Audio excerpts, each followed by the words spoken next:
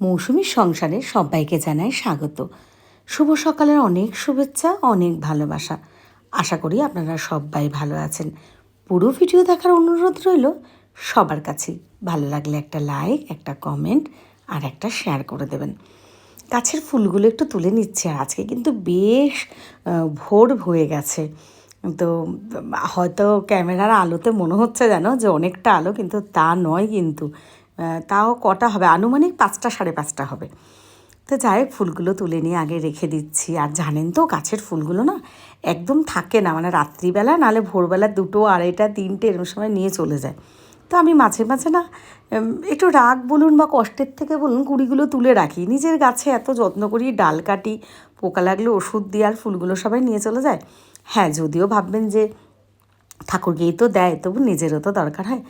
এই যে দক্ষিণেশ্বর মন্দির, মাকে জানাই যে দোষীদের শাস্তি হোক, আমরা সবাই ভালো থাকি, সুস্থ থাকি, যেন সবাই আবার স্বাভাবিক জীবনে ফিরে আসতে পারি। সবারই খুব পরিস্থিতি, একটা মানসিক যন্ত্রণার মধ্যে আমরা দিন কাটাচ্ছি। এটা আগের ছিল তোলা, তাই একটু মন্দিরটা আপনাদের সাথে শেয়ার করে নিলাম। এবার রান্নাঘরে এসে গেছি চা খেতে।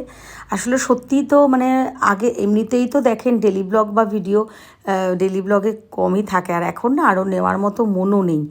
তো এদিকে ঋষিরও শরীরটা, কানটা, তবে ঋষির এখন একটু ভালো আছে, মানে জ্বর সর্দি কাশি বা কানের ব্যথাটা কোনো কিছুই নেই। এদিক দিয়ে একটু নিশ্চিন্ত। আর রীতিশা তো ভালো আছে, ওই বাড়িতে আছে।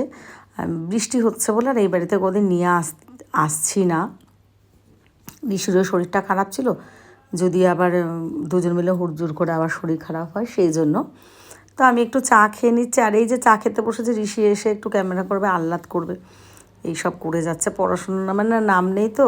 দেখুন আমি চা খাচ্ছি আর আমাকে বলছে চুমু দাও, এসব করো, দেয়নি বলে মুখটা কালো হয়ে গেছে।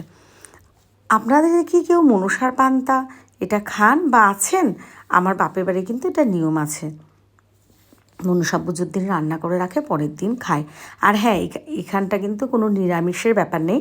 এই নিয়ে আগেরবার ফটো পোস্ট করেছিলাম, তো বেশ কয়েকজন বোন বলেছিলে দিদি পুজোর তো নিরামিষ।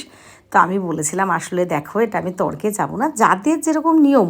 যেমন আমার বাপের বাড়িতে আবার লক্ষ্মী পুজোতে কিন্তু নিরামিষ একদম এরকম। আবার কিন্তু অনেকের মাছ খায়, আবার অনেকে দেখেছি খিচুড়ি বানায় না, বলে লুচি সুচি ফল প্রসাদ দিয়ে পুজো হয়। আবার অনেকে কিন্তু চালের ভোগ মানে খিচুড়ি দেয়। তো এইগুলো ব্যাপারটা কি যাদের যেমন নিয়ম।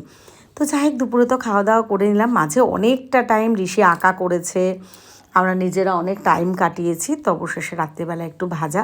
আর এই যে কাঁকড়া, হঠাৎ না কাঁকড়ার তরকারি পেলাম দোকানে, তাই জন্য আমি এটা নিয়ে আসলাম।